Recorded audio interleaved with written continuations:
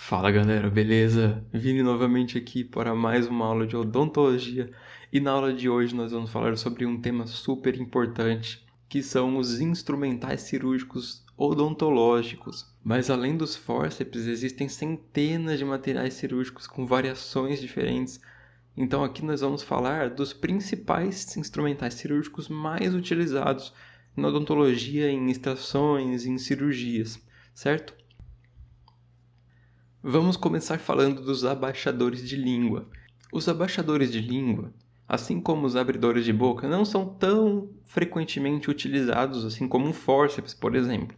Mas eu vou começar com eles, já que são instrumentais que facilitam o acesso ao campo operatório e facilitar o acesso e a visibilidade do local, que é super importante em uma cirurgia.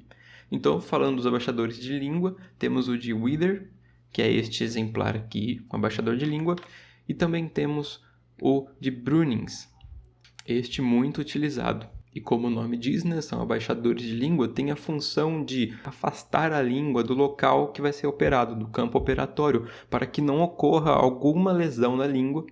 Além desses afastadores de língua, também temos os abridores de boca, como este exemplar, um abridor de boca Molt. Também não é tão utilizado assim, rotineiramente numa clínica odontológica, mas existe a possibilidade. Além desse abridor de boca, né, este instrumental, nós temos também aqueles abridores de boca, aqueles blocos de mordida, né, que também servem como abridores de boca. Eles são geralmente mais utilizados em consultório, né, devido à sua praticidade, do que este Molt, certo? Seguimos para os afastadores, começando com o mais utilizado, o mais conhecido, pelo menos nas faculdades de graduação, que é o afastador Minnesota, né? Afastador de lábios, afastador de tecidos, bochecha, né? Um afastador, como o nome fala, ele vai também, assim como um abaixador de língua, ele vai afastar tecidos que estão atrapalhando tanto a visibilidade quanto o acesso a determinado campo cirúrgico. Então, tem a função disso, né, de afastar tecidos moles, como por exemplo bochecha, lábios e também retalhos, né, que foi feito para segurar o retalho em posição. O Minnesota é muito utilizado, né? Observe as suas curvas, a sua empunhadura é muito boa. Além do Minnesota, nós também temos o afastador Farabeuf e também temos o afastador de Mead. Então estes são os mais utilizados, os mais conhecidos, né? Observe que o Minnesota é o mais arredondado deles, né? Falamos dos afastadores, agora vamos falar das alavancas, ou também chamado de elevadores ou extratores. Depende do autor, depende da faculdade, certo? Mas geralmente são esses nomes, ou alavancas, elevadores ou extratores, tá bom? Começando, nós temos aqui os famosos Selgin. Eu trouxe aqui neste exemplo, estes 3 exemplares de alavancas. Temos a Selgin 1L, a Selgin reta e a Selgin 1R. As alavancas, né, os extratores, têm uma importantíssima função, por exemplo, em cirurgias de remoção de restos radiculares, certo? Já que eles têm este formato que consegue penetrar entre a raiz e o osso e fazer certos movimentos para que consiga remover esta raiz, que nós vamos ter uma aula específica de técnica primeira, técnica segunda, tá bom? Nós vamos ter aulas de técnicas cirúrgicas e nestas aulas nós vamos comentar sobre todos esses movimentos passo a passo, detalhadamente, certo? Este L é de left, né, que é esquerdo em inglês, e o R de right, que significa direito em inglês. Então, por isso que, ó, esta é inclinada para a direita e esta aqui para a esquerda. E a Selgin reta, pois ambos os seus lados são simétricos. E ela é importantíssima, ela é muito boa para a extração de raízes, né? Você consegue certinho adentrar e fazer os movimentos necessários. Além das Selgins, nós também temos a 301 apical reta. Ó, observe aqui que também ela é muito parecida com outro exemplar que é a 304 apical reta. São bem parecidas e também são excelentes, né? Vocês observem aqui que tem uma concavidade aqui na ponta ativa.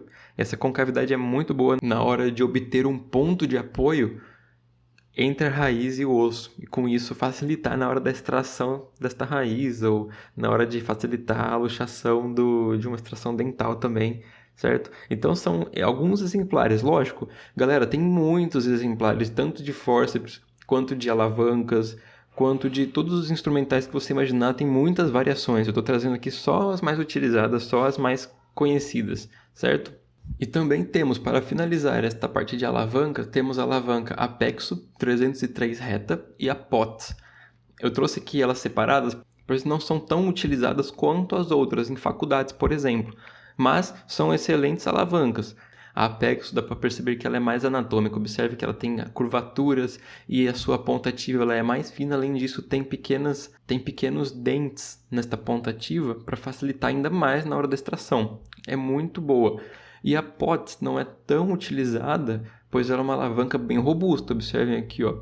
Aqui é a ponta ativa e aqui vai ser feito os movimentos, então ela é muito robusta e tem muita chance de ocorrer fraturas, tanto no dente quanto no osso alveolar. Por exemplo, no dente maxilar pode ocorrer até uma fratura de tuber, se não for utilizado de forma correta, com uma força dosada, né? Então é pouco utilizado em faculdade, em graduação, né? Eu nunca utilizei uma POTS, por exemplo. Mas deixem nos comentários, galera, se vocês utilizam, se vocês gostam dela, tá bom? Seguindo aqui, temos os alveolótomos, também chamado de pinças goivas, como este aqui, por exemplo, que é o Luer curvo. É um tipo, tem outros, tem o Luer reto, tem outros tipos de alveolótomos, mas esse aqui é o mais tradicional. Alveolótomo tem função basicamente de remoção óssea, né, de cortar osso. Por exemplo, para regularizar um rebordo que tem espículas ósseas, fragmentos ósseos. Então, essa sua ponta ativa foi feita, né? Ela é robusta, feita para isso mesmo, para recorte ósseo. E também temos as limas para osso, como por exemplo esta aqui, a número 11 e a número 12.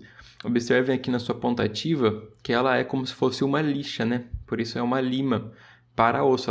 Então você vai limar este osso no posicionamento correto, de baixo para cima, removendo também espículas ósseas que podem vir a causar problemas para o paciente, né? Deixar regularizado o rebordo. Então são utilizadas também essas limas para osso, tanto a número 11 quanto a número 12. Falado das limas, vamos seguir agora para os cabos e lâminas de bisturi. Como vocês podem observar aqui, tem uma diversidade de cabos e lâminas. O que é mais utilizado é o número 3, mas nós temos também, além do número 3, temos o número 4, o número 5, o número 7 e o 360 graus, por exemplo, né? E as lâminas, como pode se observar aqui, tem uma diversidade. Para cirurgias mais delicadas, né, para cirurgias orais menores, geralmente são essas que a gente opta. Ou a 10, tem a lâmina 11, tem a lâmina 12, a 12D, a 15 e a 15C. Observe a 15C como é delicado, ó. Muito utilizada em periodontia, por exemplo. São cirurgias mais delicadas. Então, aqui são já a 21, 22, 23 e 24. Observe o tamanho aqui da ponta ativa, né, da lâmina de corte. São cirurgias maiores, certo, galera? Seguindo, então, para os próximos instrumentais, temos as curetas e descoladores. Curetas, as mais utilizadas são a cureta de Lucas e a cureta Mead, número 2. Essas curetas, né, assim como curetas de dentina, colher de dentina, elas têm o mesmo formato, né? Observe, né, que elas têm um formato como se fosse de uma colher. E uma de suas funções, por exemplo, é de, numa extração dental, fazer a inspeção do alvéolo. Você, depois que fez a extração, depois que removeu o dente ou a raiz, enfim, você pega a cureta e observa se tem alguma esquírola óssea, se tem algum fragmento, se tem alguma coisa que não pode estar no alvéolo, certo? Então, a mais utilizada é a cureta de Lucas, mas também pode ser utilizada a cureta Mead. E os descoladores. Os mais famosos, os descoladores de Mote, o Mote simples ou o Mote número 9. Vamos falar agora das seringas e cubas. A cuba é esta aqui, ó, cuba de inox, que é um recipiente em que pode ser colocado, por exemplo, soro fisiológico durante os procedimentos. E temos as seringas, né? Esta aqui são seringas descartáveis, de plástico, seringa tipo Luer Lock. O que seria esse Luer Lock? Seria que na hora de inserir, né, a agulha aqui na seringa, tem uma trava. A gente insere, gira e ela trava. Com isso, tem essa segurança, né? Trava, Luer Lock. Lock é trava, né? Então, ela tem essa segurança de que ela não escape na hora do procedimento, né? Ela não saia. Somente fazendo a torção, né, da agulha girando, somente girando ela e removendo. para que, por exemplo, o paciente não venha engolir se se essa agulha sair ou causar algum acidente na boca dele. E além das seringas Luer Lock, utilizamos também as seringas Carpules, que são utilizadas na hora da anestesia. Insere o tubete anestésico, a agulha a ser utilizada e pode-se anestesiar o paciente. Basicamente temos esses dois modelos mais utilizados, que são as seringas Carpules, com refluxo e as com aspiração. Continuando, vamos falar agora dos porta-agulhas e fio de sutura. O porta-agulha, né, tem a função, porta-agulha, o nome já fala, né, ele tem a função de apreender a agulha durante os procedimentos de sutura, né? Os procedimentos de sutura são os procedimentos que vamos utilizar o fio de sutura, né, a agulha, para fazer a síntese, né, para unir ou aproximar os retalhos, né, e o alvéolo depois de uma extração, por exemplo. Então, são utilizados esses porta-agulhas, porque observem aqui, ó, aqui é a pontativa do porta-agulha. Olha como que ela olha as irregularidades dela, que é justamente para quando colocar a agulha aqui, ela entrar nessa irregularidade, e ela é feita basicamente para isso, para que a agulha fique firme aqui neste porta-agulha, ela não fique girando, né, deslizando, ela fique bem aderida na hora do movimento, né, na hora da sutura, na hora de realizar os movimentos, né, de sutura. Então o mais utilizado é este, o Mile Hager, e ele é um porta-agulhas bem robusto. Além do Mile Hager, temos também o porta-agulhas Mathieu, né? Observe que em comparação ao Mile Hager, ele é menor, não é tão robusto. E tem esse sistema de travamento de vidia. Ó, aqui que você vai travar, você vai colocar e vai travar, assim como o Mile Hager, né? Aí você coloca a agulha, aprende a agulha, trava aqui e a agulha não vai sair, a não ser que você abra aqui a vidia. Então temos Mile Hager, Mathieu e temos também o porta-agulhas Castroviejo. Ele é bem semelhante ao Mathieu, certo? E ele é um porta-agulhas muito utilizado em cirurgias bem delicadas, como por exemplo em cirurgias periodontais, né, da área da periodontia. É o Castroviejo, muito utilizado. E também é utilizado em cirurgias médicas, né, cirurgias de olho. Também utilizam muito o Castroviejo porque é uma cirurgia bem delicada. Então observe a diferença aqui, né, de um Mile Hager e de um Castroviejo, de um Mathieu. Eles são menores, são mais delicados, né, para facilitar o movimento fino, um movimento delicado. E por fim, o instrumental principal é o fio de sutura. Então aqui nós temos um exemplar de um fio de sutura, aqui com a agulha acoplada ao fio, podendo ser de seda, de nylon, enfim. Nós vamos ter uma aula específica de fios de sutura, falando todos os detalhes, né? Todos os detalhes tanto da agulha quanto do fio, as indicações. Então não vamos aprofundar aqui é somente uma exemplificação dos instrumentais que existem, tá bom? Mas aqui está ele, o fio de sutura, utilizado na realização da síntese, né, da sutura, de dar o ponto no paciente, após uma cirurgia. Certo? Falado então dos porta-agulhas, vamos falar agora das pinças, que são diversas, existem diversos modelos. Aqui vamos falar só das mais utilizadas, as mais conhecidas, certo? Mas existem diversas pinças cirúrgicas. Começando aqui com a pinça Kelly reta. Esta pinça Kelly é uma pinça hemostática. Tá? Então ela é uma pinça hemostática cirúrgica. Hemostática porque ela tem também função de hemostasia, né? Se ocorrer sangramentos, um rompimento sanguíneo, ela tem a função de colabar esse vaso, né? De apreender esse vaso, pinçar este vaso e com isso estancar o sangramento, né? Parar o sangramento. Então tem essa função. Por isso que esta pinça apresenta essas vídeas, né? Porque na hora que você pinçar, você prende aqui esta parte aqui nesta vídia e com isso ela não solta. Você pode soltar aqui da pinça, ela continua presa. E esta aqui é um exemplo, tem a Kelly reta e também tem a Kelly curva. Seguindo, temos a pinça Bacchus. Também tem o sistema de vídia e esta pinça Bacchus, observem aqui, ó, a pontativa bem fina. E a sua função não é aprender tecidos, mas sim, por exemplo, quando for realizar, né, uma função que tem essa pinça Bacchus, por exemplo, além de outras, é quando for realizar a cirurgia, né, colocar o campo cirúrgico em cima do paciente, a gente aprender esse tecido do campo no paciente, certo? Então a gente deixa aquele tecido preso junto ao sugador, por exemplo, a gente passa o sugador por dentro e aprende no campo cirúrgico. É uma das funções dessa pinça, além de outras, mas aqui está ela, a pinça Bacchus.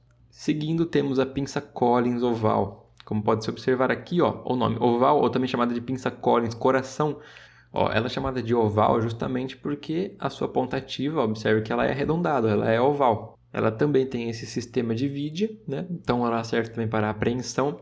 E observem aqui, ó, que ela tem essas estrias, né? Todas essas ranhuras na sua ponta ativa que facilitam demais na hora de apreender objetos, né? Instrumentos, objetos, enfim. E também é utilizada, por exemplo, se quando for realizado, né, a asepsia do paciente, né? Asepsia extraoral com PVPI, né, solução de iodo, ou, por exemplo, com solução de gluconato de clorexidina, quando a gente passa com uma gaze no paciente todo o rosto dele, por exemplo, nós podemos utilizar essa pinça Collins oval para apreender a gaze e passar no rosto do paciente. Seguindo, temos também a pinça Alice, né? Pinça Alice, observem, né, que também tem sistema de vidia, e ela, olha aqui, a sua ponta ativa, olha que interessante, ela tem esses dentinhos, né? Como se fossem dentes de rato, como falam, né? A pinça Alice. Então, temos esta também. Então, temos este exemplar. Seguindo, falando de pinças cirúrgicas, temos esta famosa pinça Addison. Ela não é pinça hemostática, certo? Mas ela também tem a função de apreender tecidos e alguns objetos, né? Que é a pinça Addison, ou Edson. Este é um exemplar. Temos também a pinça anatômica de secção, que é a pinça mais comum, né? Essa pinça reta.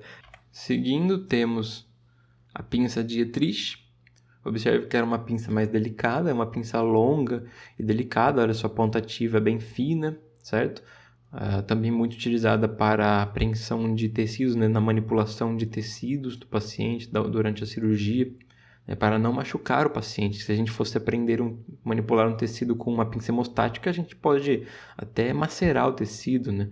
Continuando, mais um exemplar, temos também a auxiliar de sutura. Como, por exemplo, aqui, ó, vocês podem ver que esta pinça auxiliar de sutura, observe a sua ponta ativa, que tem 2 orifícios nessa ponta. Porque na hora que a gente pinça um tecido, por exemplo, para passar o fio de sutura, para passar a agulha, a gente pode pinçar com esta pinça, e nesse orifício que ela está segurando o tecido, vai ter este orifício, eles vão se unir. Então você pode passar a agulha nesse orifício. E já passou, né, já deu o ponto ali, né, já passou, já atravessou o tecido. Então esta é a auxiliar de sutura, o nome mesmo já diz, né, ela auxilia na realização da sutura. Estas são as pinças mais comuns. Falamos das pinças, temos as tesouras também. As tesouras cirúrgicas, como por exemplo, temos esta, que é a tesoura íris reta. Também temos a tesoura íris curva. Esta aqui do exemplo é a íris reta. Observe que é uma tesoura simples, né? Ela é bem pontiaguda, ela é fina, né? Uma tesoura pequena. Também utilizada para realizar cortes, como por exemplo, cortes de fio de sutura, cortes de fio dental, para realizar cortes básicos, né? Essa daqui é a tesoura íris, utilizada em cirurgia. Temos também a Metzenbaum reta, né? Observem aqui, ela é uma tesoura mais longa, tem uma ponta romba, também utilizada em cirurgia. Seguindo, temos a Goldman Fox, né? Observem que ela tem uma ponta um pouco mais diferenciada em relação à Metzenbaum e à íris. Temos também a tesoura Castroviejo. Ela se assemelha, lembra lá do porta-agulhas Castroviejo? Ela é bem parecida com ele, né? Só que a diferença é que aqui não vai ser um porta-agulhas, né? Que já é uma tesoura, né? Para corte. E também utilizada muito junto ao porta-agulhas Castroviejo em cirurgias orais pequenas, muito detalhadas, uma cirurgia muito delicada. Utiliza-se também esta tesoura Castroviejo, né? Observe que é bem pequenininha, bem delicada, certo? E por fim, eu coloquei aqui o sugador e a tentacânula. Você pode optar por ou utilizar este de metal autoclavável, tá? Né? Você utiliza o mesmo e autoclava. Ou você pode utilizar os sugadores descartáveis, né? Os sugadores cirúrgicos descartáveis, né? De plástico, tudo que já vem autoclavado e você utiliza uma vez só em cada paciente, né? Então, eu coloquei aqui como instrumentais auxiliares, né? Não tem muita variação, por isso que eles estão aqui, né? O sugador ele pode estar ou reto, que nem este exemplar, ou um pouco mais curvado. Mas, basicamente, um sugador de metal, autoclavável. E temos também a tentacânula, né? Esta tentacânula aqui, ela tem como função, por exemplo, quando a gente vai realizar uma cirurgia de remoção, uma farinectomia, por exemplo. Esta é a função mais comum da tentacânula. Eu trouxe aqui, ela não é muito utilizada, é raramente utilizada, mas eu trouxe como exemplar, né, para mostrar que também existe esse instrumental que, dependendo do caso, pode ser utilizado também. Certo, galera? Então nós falamos aqui dos instrumentais cirúrgicos mais utilizados numa exodontia, em uma cirurgia odontológica, certo? Lógico, que nem eu falei, existem outros instrumentais, né, muitas variações e com outras funções, mas esses são os mais utilizados e mais conhecidos, beleza? Então é isso, galera. Espero que tenham gostado e tenham entendido. A gente se vê então nas próximas aulas. Um grande abraço para você e até mais.